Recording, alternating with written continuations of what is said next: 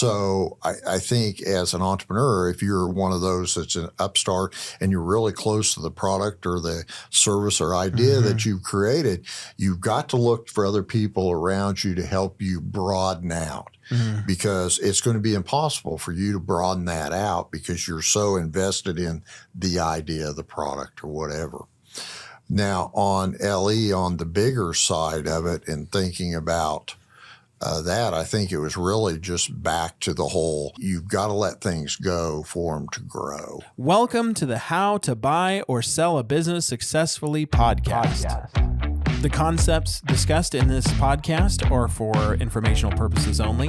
No attorney-client relationship is intended or formed by this podcast. No legal advice is intended in the substance of this podcast. Feel free to check out our website, www.goforemanlaw.com. Enjoy the show and welcome your hosts, Jake Wayman and Sam Foreman. Welcome back to another episode of How to Buy and Sell a Business Successfully. Our goal here is we want to help educate and empower folks to have a great deal process. We're really excited to be joined today by a very special guest, Scott Schwindaman. We're going to talk as we go through this episode about kind of the process of how he helped build up Lubrication Engineers, and then the sale process and kind of what all that looked like, and what's happened since, what kind of opportunities that opened up for him in the process. My name is Sam Foreman. I'm a business attorney. I work with a lot of folks on the merger and acquisition side of things. I absolutely love it. I have two small children at home who are very demanding, especially early in the morning. If I don't have breakfast ready by probably 5:45 or 6 in the morning, it feels like sometimes they will eat the door to the pantry and help themselves to snacks. I don't think that's healthy for them, but that's my life now. Yeah. And Jacob. Yeah. Thanks, Sam. I'm Jake Wayman. My wife and I are the Orange Theory Fitness franchisees for the Wichita market. And I'm also a fractional business development executive for Wayman Consulting Group. And I will remember to talk about my kids this time because I always forget to. I have 3 kids, and a 9-year-old, a 3-year-old, and a 1-year-old, soon to be 1-year-old. And my 3-year-old's on a kick of having cinnamon toast and peanut butter toast every morning. That is like his nature of what he wants. He's very particular. I love my son to death, but he is very particular about what he wants. But like Sam said, we're joined today with Scott Schwindaman, former president and CEO of Lubrication Engineers, and also a very big community leader in this community, helping push things forward. But kind of, Scott, I'll let you introduce yourself a little bit if you want to talk a little bit more about you than just Lubrication Engineers, and we'll kind of get into some questions. Okay, sounds good. Well, thanks for having me, guys. I appreciate it. Looking forward to the conversation here today.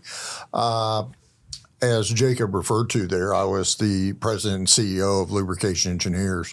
I worked there for 40 years, and for 16 years of it, I was the president and CEO. It was a unique opportunity for me. I started out as basically a laboratory technician, and it was a privately held business, which allowed anybody in that business to rise through the ranks if they so choose. And I was one of the fortunate ones that made it all the way to the top and completed my career there here about 4 years ago, which turned into a sale event of the business. I was the principal owner of the business by that time. So that's kind of a background of me and Lubrication Engineers. Jacob also mentioned my civic involvement, and I've been very involved with this city now for about 15 years, doing various research for them on how we can grow the region here, bringing new companies to the area, and just any other community support that I can provide and provide some information on. No, that's great. For some of our listeners that may not be from Wichita, may not be familiar with Lubrication Engineers, tell us a little bit more about what the business did, what it continues to do, and kind of its scale and its reach. Lubrication Engineers was a worldwide business. We were a manufacturer of industrial lubricants, heavy industry. So if you think about U.S. Steel, you think about Tyson Foods, just all at big power plants. We took care of 3 Mile, and we took care of launch operations at both the Cape and at Vandenberg. We were very involved in the industrial lubricant side. We also had another division that did engineering work. So we did reliability, we did sustainability, we did training, certifications. We were the only private company that could provide certifications in the lubricant space. So I actually would certify people that work for ExxonMobil, that work for Chevron, the big oil companies.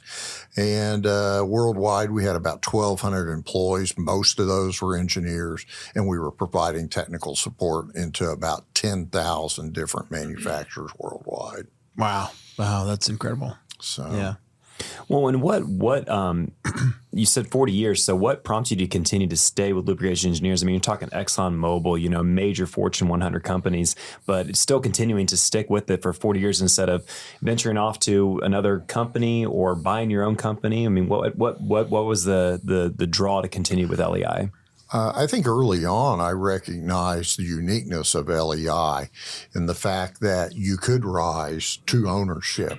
They actually, in their bylaws, stated they had an anti-nepotism policy. So sons, daughters, brothers could not come in and be appointed into executive positions. You had to rise from within the company to be a person at the top. I was probably what they consider the 3rd generation of ownership. There was the original founders back in 1951 that stayed in control until the early 70s. There was a 2nd generation of ownership that I worked for, and they stayed in position to about 1994. And then at 94 is kind of when I took over running the business and continuing to grow it out. Yeah. So tell me a little bit more about kind of that growth process. What did that look like for the business over kind of the course of time that you were there? And okay. Yeah. The company had grown in the early 80s, and I went to work there in 1979. In the early 80s, it was about a $24-25 million business, and we were selling only in about 10 foreign countries at that time. I saw how it could grow by doing bolt-on acquisitions of people we worked with that were smaller businesses, and also marketing and penetrating into the business area because we had no real advertising or marketing. It was all word of mouth is how we sold. I really ran against strong resistance from that 2nd generation ownership in the board to don't change anything, just continue to do what we do, and we will make a very nice profit, and just don't disrupt anything. We're comfortable. So much that in the early, 1997, I actually worked with a law firm here in Wichita, and we disbanded the board. It was rather hostile, and we bought out all the outside shareholders and brought it back underneath our control. And when I successfully had that done, and I will say that is some of the roughest time of my life in doing that, I then started to do the modeling that I'd looked for, which was the bolt-ons and the marketing and everything. And when I sold the business, I had 4 times grown it from what it was. So it was a little north of $100 million in that piece. And we had bolted on about 14 small businesses that we represented their product lines worldwide for. We did have one. And, when we say that LE was $100 million, what you don't recognize is how big some of those little subsidiaries got to. We had one that was a breather company that when we started with them was $5 million, and then it sold back out to private equity at a little over $80 million. So, wow. Oh, wow. So we had some of those kind of successes weaved in there. We also started to diversify away from the lubricant industrial market into microbial products. We had a company that did that kind of work and stuff. So we started to diversify too, which helped in the growth. Yeah. Yeah, and in previous podcasts, we've talked about the types of entrepreneurs that are out there. You know, you have the startup entrepreneur, you have the growth entrepreneur, you have the sustainer, you have the scaler. And I mean, and we've talked about this before, Scott, that you never saw yourself as really as a startup guy, but you can take a company if it's something that you can't get it from 0 to 1 million, but you can take it from 1 to 100 million. Like that's where you see yourself as, and you know, you're highlighting that here, but what's that difference between that startup versus like that growth entrepreneur that you kind of see? Well, the startup person, from my experience in working with you, Jacob, at EDE, now known as Nexus, is that the startup person usually is the founder, the developer, the IP, it's their child that they've developed. And unfortunately, I don't work well when I have to tell somebody that I don't think their idea is really that good. I don't see a growth market for it. While the idea may be fine, there's just no way to scale it. And then you have the growth people who say, okay, the child is grown. It's now a young adult. If we dress it this way and we do these things to it, then it's really going to turn into a strong NBA basketball player, or, you know, really move up and stuff there. And I think that's where I know how to bolt things on and get them to go. I don't know how to get that baby to an adolescence. And as you well know, I've worked with many startups in my time, and that's just something I know now I'm not real good at. Yeah, no, absolutely. Sammy, I'm good. You got a question? Yeah, I mean, I have so many questions. I know you do. That's why I'm letting you ask it. Just how much time do we have now? I mean, that's something that I've observed a lot for business owners, is that there are people that get so caught up in that founder trap, for example, where they're so consumed by, you know, I would call it the integration of their personal identity and the identity of their business. And then some people just kind of get stuck there. When you talk about the transition that you had to really kind of push through at LE with that second generation of ownership, did you find that was part of it was an identity-based thing, or was it just a comfort level thing? It was for them, it was a comfort level. LE was a very profitable business. Its return was probably one of the highest I've ever seen. As I've worked with M&A and private equity, we made a good income because of the service we provided. And so they were comfortable with that income, and they didn't want anything to rupture that income. And most of my board also was getting a dividend. And so they enjoyed very large dividends. And unfortunately, that clouded them then from seeing the further growth they could have. And so you just had to remove that obstacle to get it done. Well, and kind of talking through that whole process, I mean, you're able to, you know, you guys were able to successfully get through that and then move on. But how did you continue to maintain that or build that culture? Because second generation had their culture and you wanted a different culture as the leader of it. And obviously it's, you know, you exponentially grew it. So what was your process in building and maintaining that culture through that whole process? Well, it was pretty easy for me because most of the people that were there were longtime employees, and they had known me since I'd worked in the laboratory. They knew I was a person. If you needed help, it didn't matter what we were doing. If we were cleaning out a grease trap or whatever, I would get right in there with you and do whatever we had to do. And so that culture, as I ran the plant here in Wichita and headed up research and development, people started to see that. And so they naturally were attracted to that. You know, like I said earlier, we had about 1,200 employees worldwide. I always strive to know everybody. Certainly in an organization that big, you're not going to know everybody. But I really tried to be one-on-one with those employees. And I really think that's what drove the culture. At the end of my tenure, The average tenure in the company was 17 years. Wow. Holy smokes. That didn't Yeah. matter whether you were on the filling floor filling a bottle of engine oil Yeah. or research and development or in accounting or wherever. And I was really proud of that accomplishment. Yeah. I think it did say something.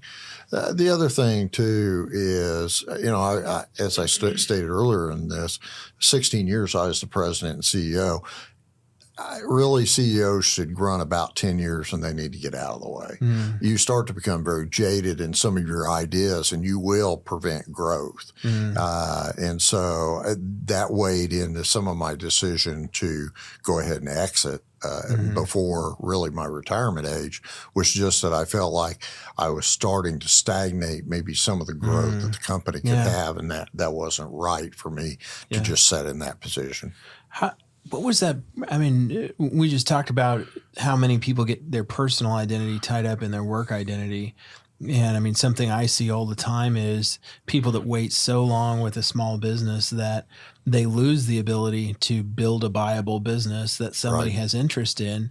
And, they, instead of capitalizing on their life's work, they miss out on that opportunity because they made their work their life. And it sounds like you didn't have that experience, or if you did, you overcame allowing that personal and that work identity to become so integrated that you couldn't let go. Right. And what was that like for you, and what kind of made that difference for you? Well, there's kind of two parts to that answer. The first part, let's go back to where I was talking about the bolt-on companies. Most of those were owners who had created the IP, and they were in that moment of they were so attached to it that they were going to limit their growth. And I really felt I had, I'd sit down and talk to them and convince them that if you let me control the marketing, you let me control the growth of your product, you can still hold on to what you designed and everything, but let me help you get this out and market it and grow it. And so we were successful in doing that with a lot of companies. So I think as an entrepreneur, if you're one of those that's an upstart and you're really close to the product or the service or idea that you've created, you've got to look for other people around you to help you broaden out. Because it's going to be impossible for you to broaden that out because you're so invested in the idea of the product or whatever. Now, on LE, on the bigger side of it, and thinking about that, I think it was really just back to the whole, you've got to let things go for them to grow. And certainly one of the things I found after I sold LE, I always believed the size of the company really made the company known in the industry. When I retired, I was really surprised at how much my name was tied to that company. And I never, ever had thought that would be the case. But I had people, actually had 5 additional bolt-ons for LE that I passed to the private equity and said, here, go out and acquire. We've talked to them. They're very interested in doing it. I don't believe, and I don't know for a fact, but I don't believe they were able to acquire any of those. And I had 2 of the CEOs of those businesses call me and said, hey, Scott, if you're not there, we're not going there. Yeah. And maybe I'm just humble, but I just never really thought that it was, I knew it was based somewhat upon relationship, but not to the extent that they would limit their own growth because I wasn't there. Yeah. So. Well, when you came to that realization that it was time to, begin that process to look for a buyer for the business, what was the process look like? It was over a couple of years? It was over a couple of months? Just preparing your company to be in a position to be sold, to be ready. The factual reason as to why I sold it, there, certainly was some of the stuff to get out of the CEO and lead position, but also was a health issue for me. And so when the health issue presented, and it was, could have been severe. Fortunately, I've got through most of it, but I decided I needed to go ahead and retire away from it. So that really is what drove my decision to sell the business. As far as people who are looking to buy, we really didn't have to go out and market the business. every day I took calls from private equity who had studied the space we were in and knew we were one of the most profitable and were willing to purchase. And so fortunately, through that process of many, many years, I kind of knew which ones, if I was going to sell, that I would call and say, hey, okay, we're ready to go. And you can come and take a look at us. Now, you can't make that decision and not have everything in line before you tell them to come look. And so it took us about 12 months getting the data room built and getting all the financial inventory, everything in line so that we were ready for private equity to come in and take a look at us. And I think businesses don't recognize that there are a lot of things that are in their portfolio that a prospective buyer are not going to want. Like I'd mentioned earlier, we had other businesses and other marketplaces. The buyer of LE did not want it. LE was the basic parent of all these other businesses. To accomplish that, we had to form a holding company and put LE underneath that holding company, along with break out all the other businesses and put them under the holding company. So then we could slice off the LE piece and sell that to private equity. Yeah. And so, you've got a lot of work to do getting the data room validated and ready for a prospective buyer to look. Takes a lot of time and a lot of work, and it's not something that one individual, at least in our size business, one individual is going to do. You're going to have accountants and attorneys come in and help make sure you're ready to go. But if you'll do all that pre-work and then go to your prospective buyers, it'll be a lot quicker process to the close then. And that's exactly what we saw. Very little question on the data room. We had 3 prospective buyers, and the question that everybody always wants to know: did you sell it to the highest bidder? And the answer was no. We sold it to the private equity we felt would most leave the business and the people alone and let them continue to do what they have done best for so many years. And so we definitely did not sell to the high bidder. And today, 4 years later, I would tell you, I agree. We sold it to the best private equity. No, that's awesome. I mean, when I'm working with folks on, looking at what that successful exit looks like, one of the things we try to really get them to think about is not just the dollars. It's about what's more important. And when you've built something as valuable as what you built, you have that opportunity, I think, to be more choosy on a buyer. I think where people run into a lot of problems is when you've got that business that's so integrated with the founder that it's really difficult to transition value, and they hold on for so long that they just lose the ability to have something that's viable. At what point did you all start to realize or start to feel like, hey, we've got something really significant in terms of value and we've got a viable business? Oh, I think that went all the way back to, basically when I became an officer of the company back in the late 80s. And, I was starting to see the financials and I could see it was viable. And it was always viable. The multiple probably was a lot greater, as I'm sure your audience knows. Depending on your size is where your multiples go. And we had grown it to where we could get a much more sizable multiple out of it than the $25 million company it was back in the 80s. So. Yeah, no, I think that's a great example. I mean, a lot of folks who don't take the time to understand the sales process or how valuations work, I think miss out on that. Right. How long did that process take? Did it look like for you all to recognize, hey, here's how valuation works right now. If we get to this point, then our multiples go up. What did that process look like for you, or was it just more organic? Well, there was a process, and I would say this is the first time I'd been involved with, and probably the last time I'm involved with sale of this magnitude. What was interesting to me was how much you could impact that multiple by getting your financials cleaned up so that you knew really what you had to sell. We had thought we would get a multiple somewhere in the 5 to 6 range, and we ended up at a multiple of a little north of 10. Wow. And that, and that was just by cleaning up the books, getting the things out of there that didn't need to be out of there, taking inventory levels down, because when you sell, you're not going to be paid dollar for dollar or what your inventory is. So you want to run your inventories down.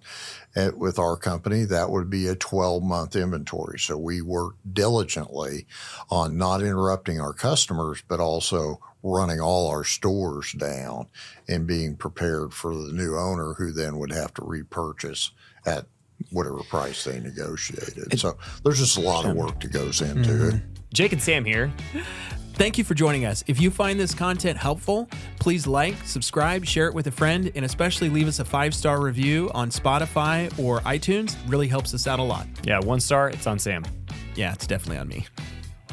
As you were going through that process, what did transparency look like with your company through that process? Because they probably noticed changes were happening. You were moving towards some stuff. I mean, were you open about things that were happening and the choice to look for a buyer, or what did that look like internally? Well, really, you really can't say a whole lot because you go under NDAs, and so we were advised by legal to have one point person who dealt with private equity.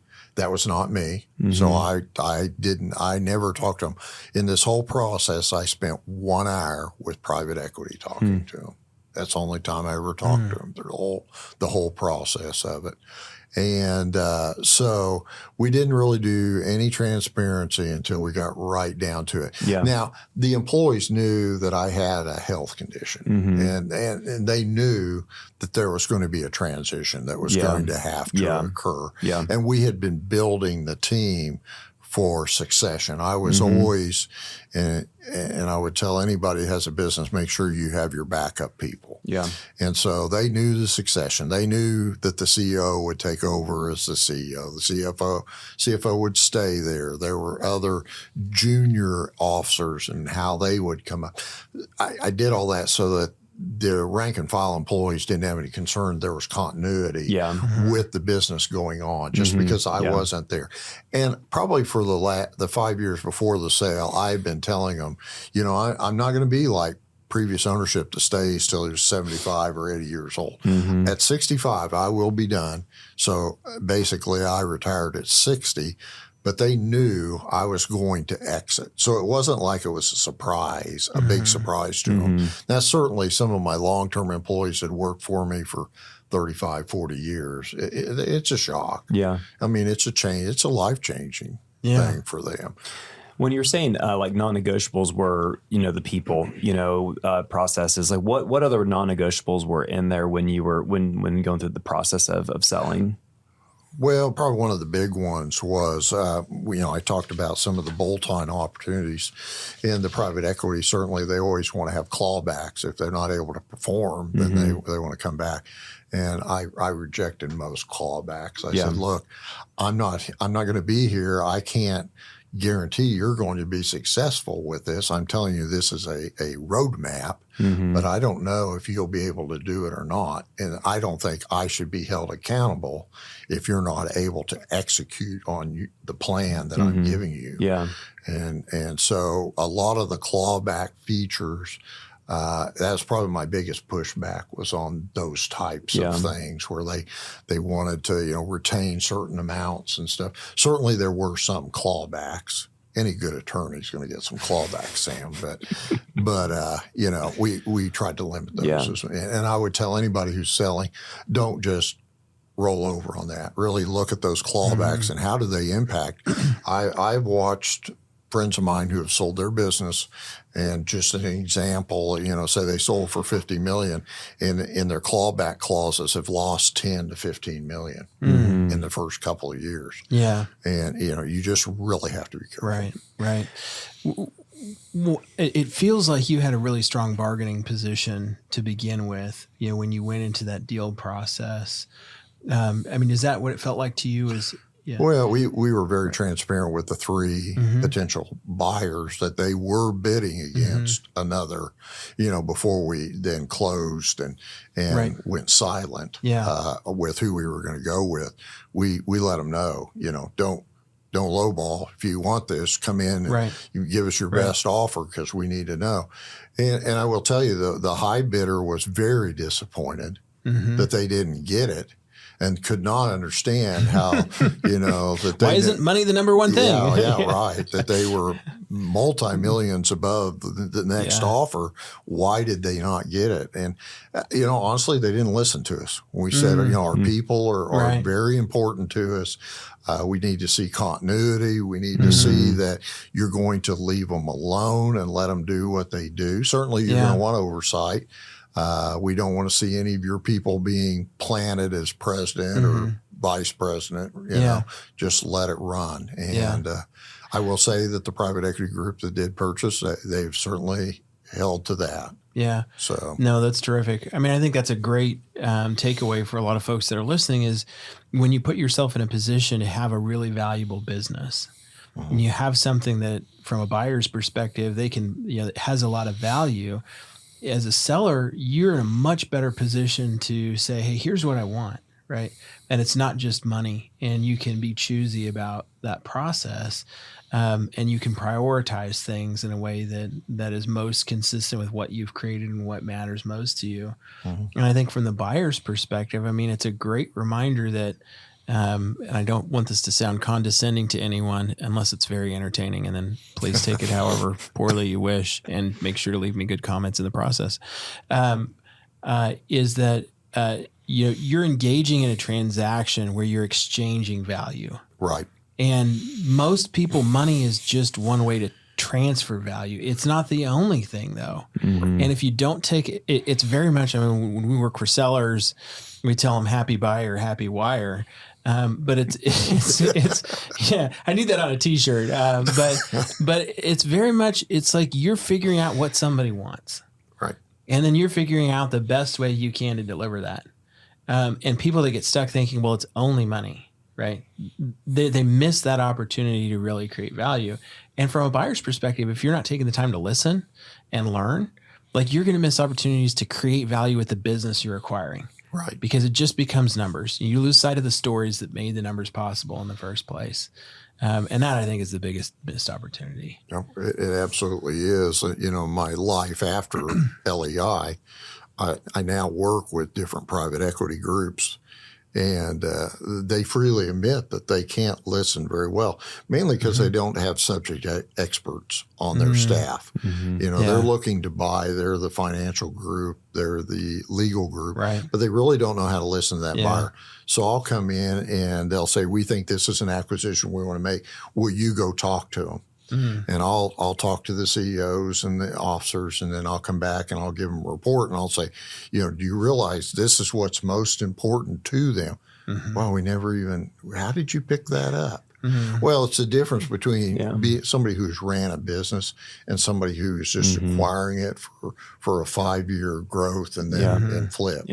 And so I think there is a lot of truth to that. You can't financially engineer culture. And I think private equities think they can do that, but it that's the difference. And I think it's when you were going through that selection process, I mean, because you were there for 40 years. I mean, you knew the people that were there, the culture that had been built, the company that you had built along with your people, and doing that. So kind of looking at like when the transition happened, did you stay on afterwards, or was it like the next day you were gone, or was there a process that they had you on for a little bit to consult them? I mean, you said you put a game plan for them together, but what did it look like from a transition standpoint?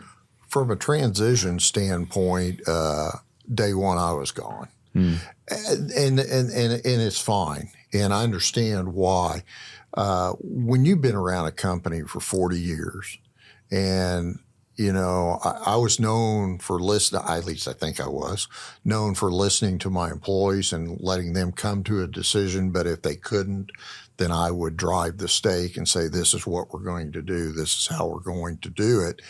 I think, and rightfully so, private equity said, we don't want Scott around because if we want to do something different than what he thinks, these employees, because they've been with him so long, they're going to go, Yeah. well, did you ask Scott before we do this?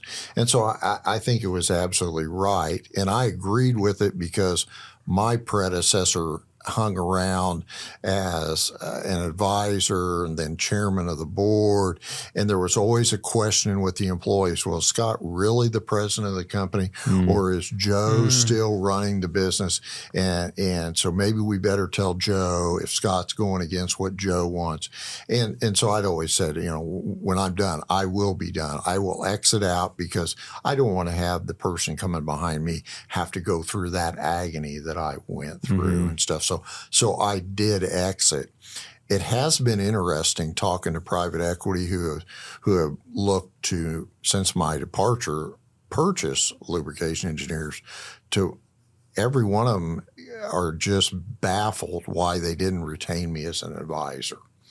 And he said, they could have done things that hid you from the employees, but still allowed them to ask you questions. And why didn't they do that? And I always have to tell them, well, go ask that private equity. Yeah. I don't know why they didn't anymore. Yeah. No, but that's such a great observation. I mean, I think there's a really important takeaway for folks there from a buyer perspective is, when you, and to kind of tack on to what you described earlier of when you need that fresh leadership, I mean, that those fresh ideas are most powerful when people have the ability to go act on them. Yeah, activate. Yeah. And when you've got that transition taking place, sometimes you're in a position where you've got a great leader who's developed a lot of really great relationships with people, but that their continued presence is just naturally going to create indecision because people aren't, they're going to wonder if it's still like, hey, do I still have to go get Scott's permission or buy-in on something like this instead of, relying on new leadership to go forward. And that can just slow down that whole transition of value. And so sometimes that's a really, really valuable approach for folks to take. Yeah, I'm not saying that that's good for all business, just in ours. And, if it's a newer business that's rapidly grown and there's still a lot of development of the product or the IP and stuff, there's probably real value in keeping that leader in place so that they can provide that leadership. Right.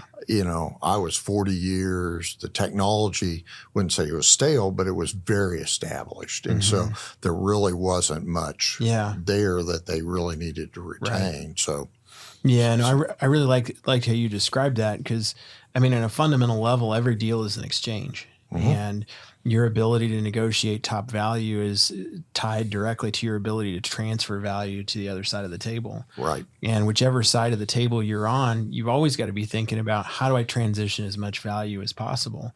And if you're focused on that and you understand what does it take to transfer this particular piece of value, you're going to get to the right answer on, do I keep, leadership around for a while? Right. Do I need to, transition them out day one? What does that look like? But that I think is a really good focus for a lot of folks. I wanted to talk to you about something I think I think some folks miss on their path towards trying to have a successful exit, which was you talked about bringing in that kind of succession plan team, right? That team of new officers, new junior people coming up who would be able to continue to run the business, and move up into more senior roles, so that you could transition out in whatever form that looked like. I'm curious from your perspective. How do you feel like that impacted your ability to be ready for a sale and an exit?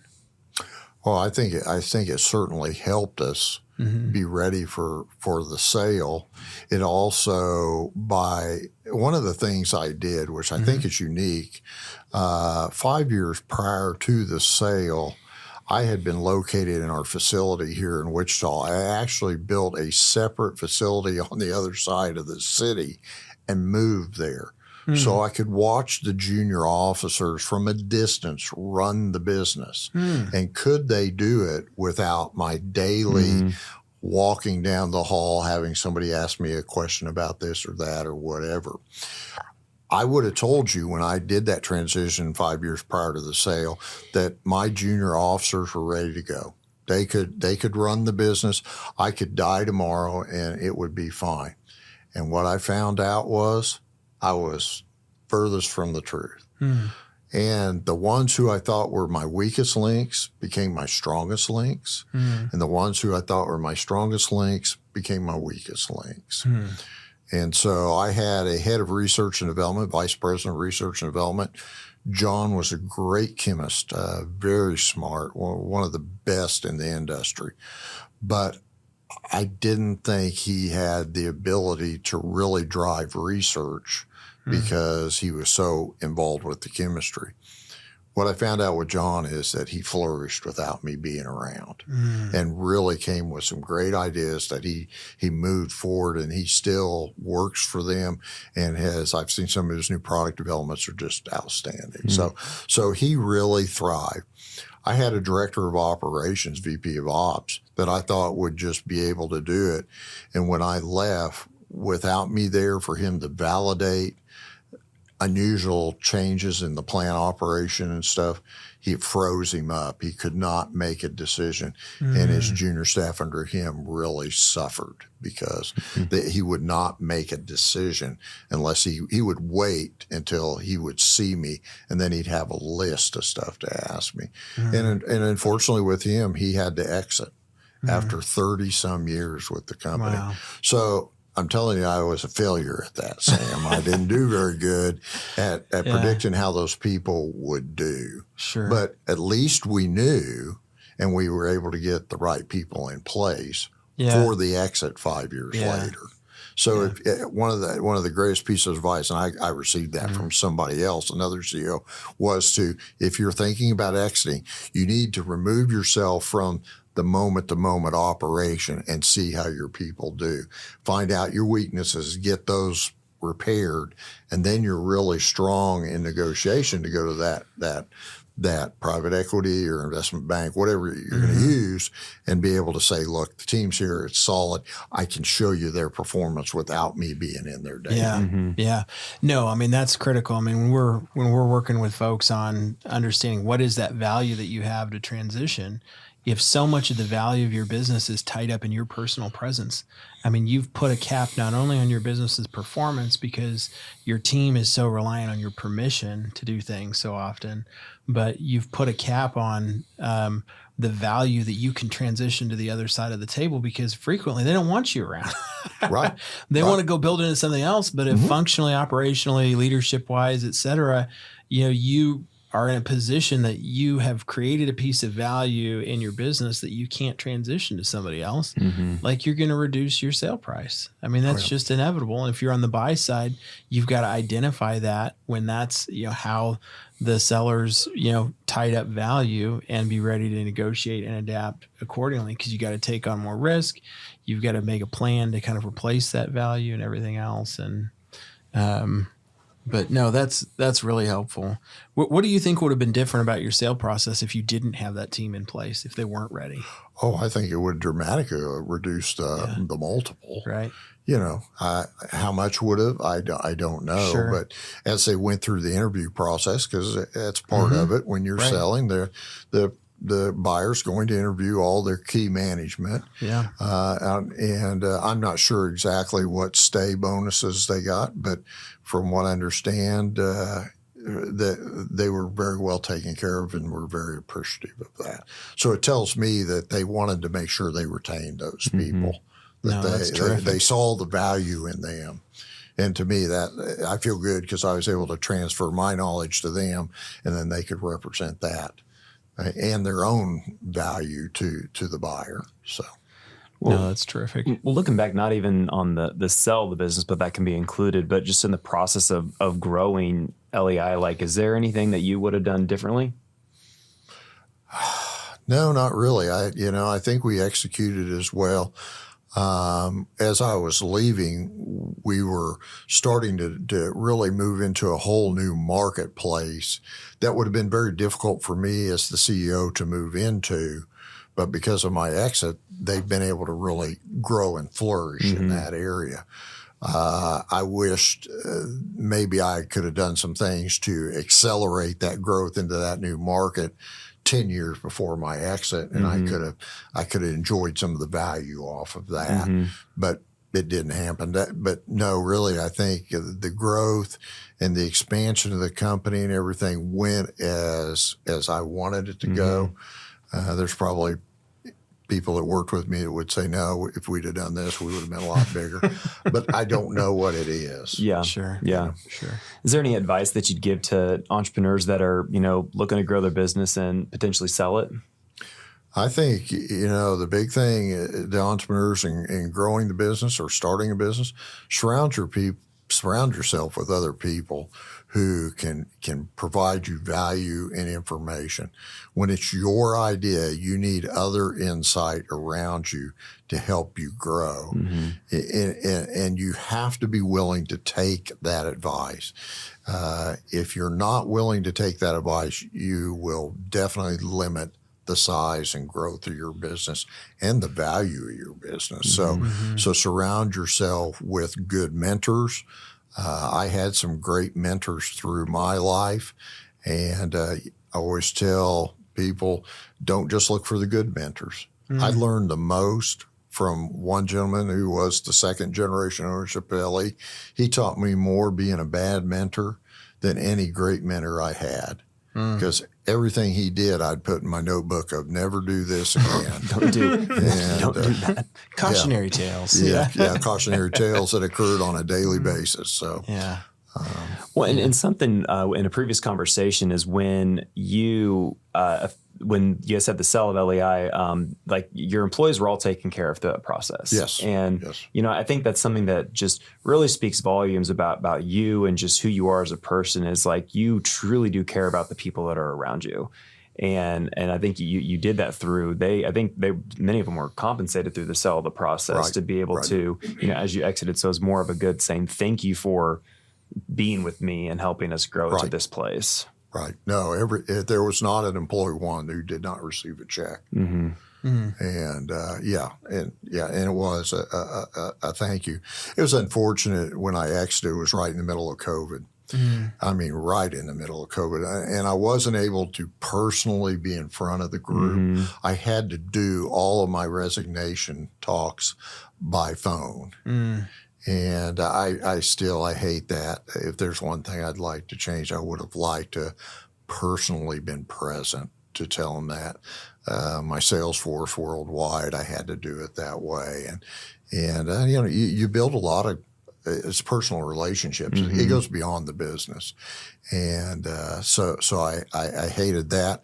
And in my retirement, I've kind of traveled and went and visited the ones that were really close to me, and I still have close relationships with a lot of those people. Very cool. No, that's great.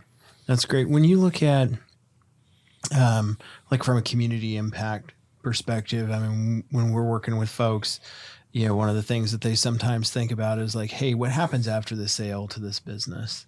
What happens to these employees, their families that are here, and those kind of things. And when you sold LE, they kept their primary operations here in this community. Yep. What sort of things made that possible as part of that transaction? Well, I think the big reason, we were a manufacturer. So we had a manufacturing facility probably valued, I don't know, $60, $70 million facility. And it's a chemical process plant. So you're not going to pick that up and move it. If you do, it's going to be a long time before you get return on investment. So that really anchored them to stay here. Now, the new ownership is not nearly as committed to civic service like I was. And sometimes, this is an ownership that's not located here in Wichita and really is based upon investor return.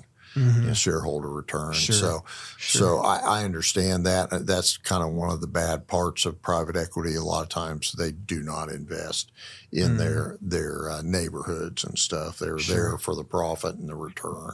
So, but they're pretty well sequestered that they have to stay here. You get into a business that's more service related. Certainly, it can be pulled out of a location and moved. LE's headquarters was actually in Fort Worth, Texas, when I took over as president and CEO. And at the time, the board that I had to remove wanted me to move to Fort Worth. They said, the president has to reside at the home office in Fort Worth. And I said, well, if you want me as president, then he's going to reside in Wichita, Kansas, because I'm not coming to Texas. And they agreed to that. And then later on, I did close Fort Worth and move everything to Wichita. And I left my engineering staff that had to fly every day. We left them in Fort Worth, working out of their homes. But we did. So I understand a community losing a business too. Yeah. But they were strictly in office. It made it very easy to make that transition. You don't move physical assets. It's easy. And it's Texas, so we need more. We need in Kansas. Yeah. The sunsets are better here. But I think that's a great point that, for business owners that want to see that community impact continue, they've got to be thoughtful years in advance if that's something that's really important about how the decisions that they're making might impact that transition, if that's significant for them. Right. And we got to understand how that might impact their sale value.